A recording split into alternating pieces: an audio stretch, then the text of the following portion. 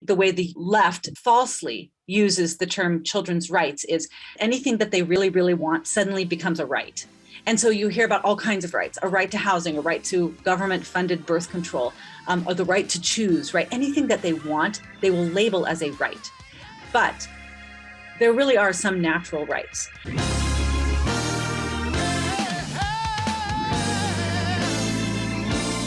Just for the lay person out there, my co-author Stacy and I, neither of us are natural lawyers.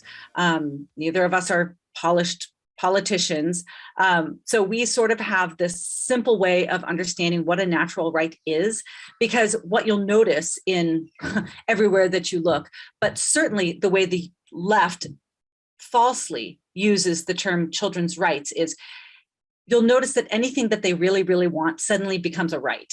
And so you hear about all kinds of rights, a right to housing, a right to government-funded birth control, or the right to choose, right? Anything that they want, they will label as a right. But there really are some natural rights.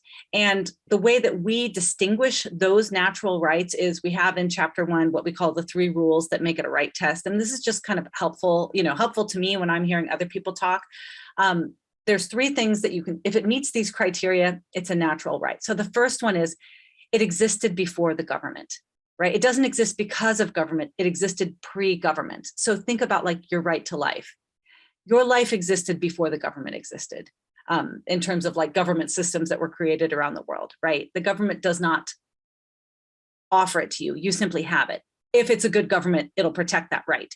The second one is nobody has to provide it for you, right? So if you have to dig it up through a well, bottle it, ship it, label it, put it on the grocery store shelves, you might need it. It might be important, but it's not a natural right. And the third one is everybody has the same distribution of this right. So your right to free speech, your ability to speak, your ability to associate, your ability to worship, your ability to defend yourself, right? We all have the same amount of that. We all have the same amount of life, 1. And we all have the same amount of parents, biological parents, 2. We all get 1 of each, 1 mother and 1 father.